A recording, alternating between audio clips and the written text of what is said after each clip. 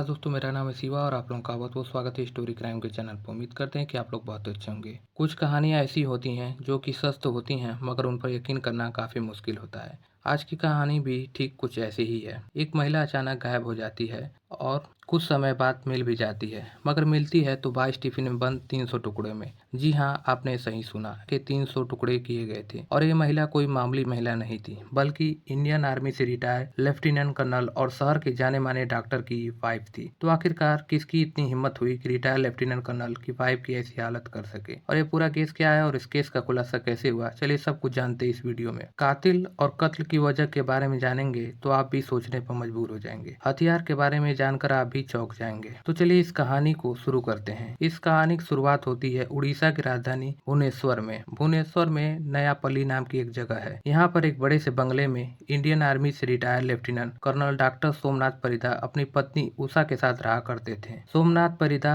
ने 1970 में बतौर second lieutenant Indian army join की थी, जबकि वो लेफ्टिनेंट कर्नल के पद पर रहते हुए 1992 में आर्मी से रिटायर हुए थे। आर्मी में वो बतौर डॉक्टर अपनी सेवाएं दे रहे थे। डॉक्टर सोमनाथ परिदा की गिनती आर्मी के बेस सर्जन में की जाती थी। आर्मी से रिटायर के बाद इन्होंने लंबे समय तक वर्ल्ड हेल्थ ऑर्गेनाइजेशन यानी WHO में भी काम किया था। जब ये भुवनेश्वर में रहने लगे तो इन्होंने अपना खुद का क्लिनिक स्टार्ट कर लिया था। डॉक्टर सोमनाथ परिदा और उनकी पत्नी उषा के 2 बच्चे थे। बेटा डॉक्टर बनने के बाद अमेरिका में सेटल हो गया था, जबकि बेटी दुबई में सेटल हो गई थी। दोनों बच्चे दूर रहते थे मगर फोन पर जरूरी बातें कर लिया करते थे। बच्चों की बात ज्यादातर अपने मम्मी से ही होती थी, क्योंकि सोमनाथ परिदा कुछ अलग ही मिजाज के व्यक्ति थे। इन्हें बहुत जल्दी गुस्सा आ जाता था और इसी कारण उनकी किसी से ज्यादा बनती नहीं थी। यहाँ तक कि अपने बच्चों से भी उनके रिश्ते अच्छे नहीं थे और सामाजिक रूप से वो खुद को अलग रखते थे। कहने को तो उनका घर एक बड़ा सा विला था, मगर इसमें दोनों के अलावा कोई और रहता भी नहीं था और उनके रिश्तेदार को आना जाना भी बहुत कम होता था। लोग तो सोमनाथ परिदा के बड़े से बंगले को भूतिया घर भी कहते थे। डेली रूटीन के मुताबिक सोमनाथ परिदा शाम को 6 बजे सो जाया करते थे और सुबह 3 बजे जग जाया करते थे।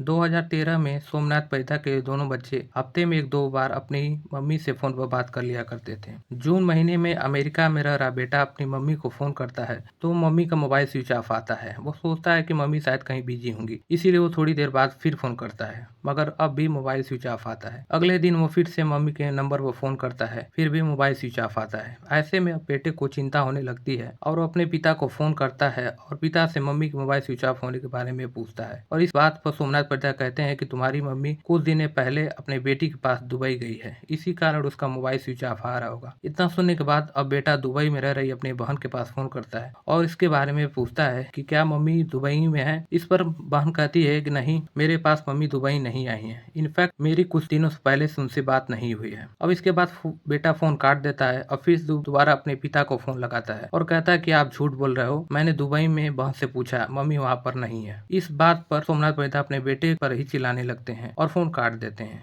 इसके बाद उनका बेटा कई बार फोन करता है मगर सोमनाथ परिदा फोन नहीं उठाते हैं। अब थक हार कर बेटा भुवनेश्वर में ही रह रहे अपने मामा के पास यानी सोमनाथ परिदा की पत्नी उषा के भाई रंजन के पास फोन करता है और उनसे कहता है कि आप घर जाकर देखिए कि मम्मी कहाँ है, क्योंकि पिताजी कह रहे हैं कि वो दुबई में है, जबकि बहन ने बताया कि वो दुबई में नहीं है। इतना सुनने के बाद रंजन अपनी एक अन्य बहन के साथ सोमनाथ परिदा के घर पर जाता है और दरवाजा काफी देर तक नॉक करता है, मगर अंदर से कोई जवाब नहीं आता है। जब लोग दरवाजा को नॉक करना जारी रखते हैं तो काफी देर बीतने के बाद दरवाजा की बजाय बगल की एक छोटी सी खिड़की खोलकर जहाँ सोमनाथ परिदा इन दोनों से बातें करते हैं। उषा श्री के बारे में पूछे जाने पर सोमनाथ परिदा कहते हैं कि वो तो अपनी बेटी के पास दुबई गई है। इस पर रंजन अपने जीजा सोमनाथ परिदा से कहते हैं कि आप झूठ बोल रहे हो, वो दुबई नहीं गई है, आप पहले दरवाजा खोलिए फिर हम बात आपसे करेंगे। सोमनाथ परिदा भी उन लोगों पर चिल्लाने लगता है और खिड़की बंद कर अंदर चुपचाप बैठ जाता है। इसके बाद बाहर खड़े लोग काफी देर तक दरवाजा पीटते हैं मगर दरवाजा नहीं खुलता है। अब रंजन किसी तरह एक खिड़की तक पहुंच जाता है और अंदर देखने की कोशिश करता है। खिड़की पर जैसे ही खड़े होता है उसे दुर्गंध महसूस होती है। अब रंजन को समझ आने लगता है कि दाल में कुछ जरूर काला है, इसलिए अब बिना समय गवाए पास के ही नयापल्ली पुलिस स्टेशन चला जाता है और पुलिस वालों को उषा श्री के गायब होने तथा सोमनाथ परिदा की हरकतों के बारे में बताता है। पूरी बात सुनकर पुलिस तुरंत सोमनाथ के घर पहुंच जाती है और वो भी दरवाजा खुलवाने की कोशिश करती है। पुलिस वालों के लाख कहने के बावजूद सोमनाथ परिदा दरवाजा नहीं खोलता है और इस कारण पुलिस वाले थक हार कर दरवाजा तोड़ देते हैं और घर में घुस जाते हैं। सोमनाथ परिदा बड़ी ही शांति के साथ एक जगह पर बैठा हुआ था, क्योंकि रंजन ने खिड़की से जब अंदर झांकने की कोशिश की थी तो उससे कुछ दुर्गंध महसूस हुई थी। अब पुलिस वाले समझने की कोशिश करते हैं कि आखिरकार ये दुर्गंध कहाँ से आ रही है, इसलिए वो घर के हर कोने की तलाशी लेना शुरू कर देते हैं। तलाशी लेते हुए जब एक बड़े कमरे में जाते हैं तो वहाँ उन्हें 2 बड़े बक्से दिखाई देते हैं। ये वही बक्से थे जिसका इस्तेमाल इंडियन आर्मी में रहते हुए सोमनाथ परिदा किया करता था। पहले पुलिस वालों को लगता है कि ये सोमनाथ परिदा इन बक्सों में अपने से जुड़ी यादों को सज कर रखा होगा, मगर जब पुलिस वाले सामान के बजाय टिफिन से भरा बक्सा देखते हैं तो उनके भी होश उड़ जाते हैं। दोनों बक्से में कुल मिलाकर 22 टिफिन भरी हुई थी। इतनी अधिक संख्या में टिफिन देखकर पुलिस वाले चौंक जाते हैं और टिफिन के बारे में पूछे जाने पर सोमनाथ परिदा कोई प्रॉपर जवाब नहीं दे पाता है और इसके बाद तत्काल ही एक टिफिन को खोलकर देखा जाता है तो टिफिन के खुलते ही सभी के होश उड़ जाते हैं। टिफिन में मांस के छोटे छोटे टुकड़े रखे हुए थे और एक के बाद एक सभी 22 टिफिन को खोला जाता है तो पता चलता है कि सभी टिफिन में मांस के टुकड़े से ही भरा हुआ है। पहले ही नजर में पता चलता है कि ये इंसानी मांस के टुकड़े हैं और इन टुकड़ों को बड़ी सफाई के साथ काटा गया था। और इस टुकड़ों के बारे में पूछे जाने पर सोमनाथ परिदा कहते हैं कि टुकड़ा उनकी पत्नी उषा श्री का ही है। दरअसल मेरी पत्नी साईं बाबा की भक्त थी और अचानक एक दिन उषा श्री ने अपना सर जमीन पर पटकना शुरू कर दिया और उसने इतनी देर तक अपना सर पटका जब तक उसकी मौत नहीं हो गई और मरने से पहले उसने मुझसे कहा था कि मेरे मरने के बाद मेरा अंतिम संस्कार श्रीनी में करना। उषा श्री की इच्छा के अनुसार उसे वहां ले जाना मेरे लिए असंभव था, इसीलिए मैंने उसके लाश के टुकड़े कर टिफिन में बंद कर दिए ताकि मैं एक एक करके उस टिफिन को वहां ले जा सकूं और उसका अंतिम संस्कार कर सकूं। दावा अपने आप में बहुत ही अजीब था। आखिरकार कोई कैसे खुद की अपना सर पटक कर अपना जान दे सकता है। इसीलिए पुलिस वाले सख्ती से सोमनाथ परिदा से पूछताछ शुरू करते हैं। जब उस टुकड़ों की जांच पड़ताल की जाती है तो पता चलता है कि उन टुकड़ों में सर वाला हिस्सा शामिल नहीं है।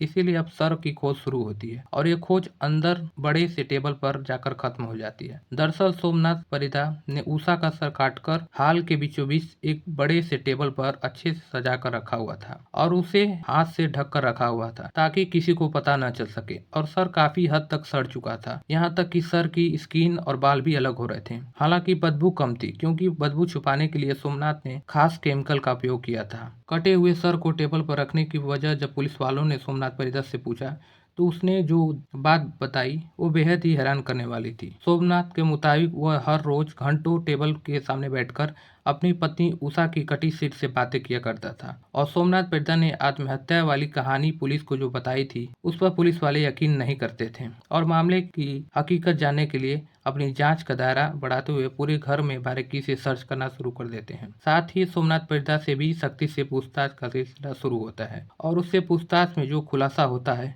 वो बेहद ही हैरान करने वाला होता है। पुलिस पूछताछ में खुलासा होता है कि उषा श्री की आत्महत्या नहीं बल्कि किसी बात को लेकर झगड़ा हुआ था। 3 जून 2013 को सोमनाथ परिदा और उषा श्री की लड़ाई हुई थी। इसी लड़ाई के दौरान सोमनाथ ने अपने पास मौजूद स्टील के टॉर्च से अपने पत्नी के सर पर जोरदार वार किया था और ये वार इतना जोरदार था कि उषा श्री वहीं पर गिर गयी और बेहोश हो गयी। पत्नी के बेहोश होने के बावजूद सोमनाथ परिदा का गुस्सा शांत नहीं हुआ बल्कि उषा श्री की जान लेकर ही सोमनाथ का गुस्सा खत्म हुआ। सोमनाथ के मुताबिक उषा के मरने के बाद लाश को छुपाने के लिए उसके लिए बहुत बड़ी चुनौती थी, इसीलिए पहले उसने तो एक कमरे में लाश को रखकर कमरा बंद कर दिया। इसके बाद अगले दिन घर में काम करने वाली नौकरानी आती है तो उसे नौकरी से निकाल देता है और कहता है कि अब दोबारा काम पर मत आना। इसके बाद सोमनाथ उस लाश को टुकड़े में करता है और बाजार से 1-2 टिफिन लाता है और टिफिन में भर देता है। इस तरह वो हर रोज एक नई दुकान से 2-3 टिफिन खरीदता था और किसी को शक ना हो इसीलिए वो रोज टिफिन खरीद कर लाता और उसी के हिसाब से लाश के टुकड़े करता और टिफिन में रख देता था, फिर उनके बड़े से बक्से में रख देता था। सोमनाथ परिदा ऐसा तब तक करता था जब तक उषा श्री का पूरी लाश टुकड़ों में नहीं बट जाती थी। लाश की बदबू बाहर न फैले इसलिए सोमनाथ परिदा मार्केट से बड़ी मात्रा में बदबू छुपाने के लिए इस्तेमाल किए जाने वाले केमिकल का उपयोग करता था। इसके अलावा वो घर में फिनाइल का भी छिड़काव करता था ताकि बदबू बाहर न आ सके। जैसे कि वीडियो की शुरुआत में हमने बताया कि सोमनाथ परिदा एक जाने माने सर्जन था, इसीलिए उन्हें ह्यूमन एनाटॉमी के बारे में बहुत अच्छी जानकारी थी और इसी कारण उसे लाश के टुकड़े करने में कोई ज्यादा परेशानी नहीं हुई। किसी तरह के बड़े हथियार का भी इस्तेमाल नहीं किया बल्कि ऑपरेशन में इस्तेमाल होने वाली कैंची, छुरी इत्यादि से ही सोमनाथ परिदा ने अपनी पत्नी उषा श्री के 300 टुकड़े कर दिए। पुलिस जांच में खुलासा हुआ कि हर टुकड़े की लंबाई लगभग 6 इंच के आसपास रही होगी। पुलिस ने यह तो पता लगा लिया था कि उषा श्री की हत्या किसने की, मगर हत्या का मोटिव क्या था अब तक पता नहीं चल पाया। इसलिए पुलिस हत्या के उद्देश्य का पता लगाने में जुट जाती है और जांच पड़ताल के दौरान खुलासा होता है कि सोमनाथ परिदा की पत्नी उषा को शक था कि सोमनाथ का चक्कर उसी के क्लिनिक में काम करने वाली एक लड़की के साथ चल रहा है। इस बात को लेकर अक्सर सोमनाथ परिदा और उसकी पत्नी उषा के बीच लड़ाइयाँ होती थी। 3 जून 2013 को इसी बात को लेकर दोनों में लड़ाई हुई थी और बात इतनी बढ़ गई कि सोमनाथ परिदा ने अपनी पत्नी उषा के सर पर जोरदार हमला कर दिया और फिर उसकी जान ले ली। सोमनाथ परिदा ने इस करने के बाद 22 जून 2013 को उसे गिरफ्तार करते हुए जेल भेज दिया जाता है। हत्या तथा सबूत मिटाने की धाराओं के तहत सोमनाथ परिदा पर मामले दर्ज किए जाते हैं और केस की सुनवाई डिस्ट्रिक्ट एंड सेशन कोर्ट में शुरू होती है। सुनवाई के दौरान सोमनाथ परिदा का बेटा और बेटी अमेरिका से दुबई से वापस आते हैं और अपने पिता के खिलाफ कोर्ट में गवाही देते हैं। बेटा बेटी द्वारा दी गई गवाही तथा पुलिस द्वारा जुटाए गए सबूत से साफ होता है कि सोमनाथ परिदा ने ही अपनी पत्नी की हत्या की और उसके बाद शव को 300 टुकड़े में काटकर टिफिन में रख दिया। उषा श्री की हत्या का दोषी करार देते हुए डिस्ट्रिक्ट एंड सेशन कोर्ट द्वारा सोमनाथ परिदा को 25 फरवरी 2020 को उम्र कैद की सजा सुनाई जाती है और साथ ही उसे 50,000 का फाइन भी लगाया जाता है। फिलहाल सोमनाथ परिदा की उम्र लगभग 80 साल है और वो भुवनेश्वर के पास मौजूद जेल में अपने सनक की सजा काट रहा है। अब पुलिस जांच पड़ताल के दौरान ये भी खुलासा होता है कि वो रात में अक्सर अपनी पत्नी के शव के टुकड़े करता था, जबकि दिन भर क्लिनिक में काम करता था और क्लिनिक में बिल्कुल नॉर्मल बिहेव करता था, जैसे कि उसने कुछ किया ही न हो। यहाँ तक कि पत्नी की हत्या के बाद उसने क्लिनिक में बड़ी धूमधाम से अपना बर्थडे भी सेलिब्रेट किया था। दोस्तों, कहानी कैसी लगी कमेंट बॉक्स में जरूर बताइएगा। इस कहानी को सुनाने का मेरा मकसद किसी को परेशान करना नहीं है, किसी को भावनाओं को ठेस पहुंचाना नहीं है, बल्कि आपको सचेत करना है। धन्यवाद।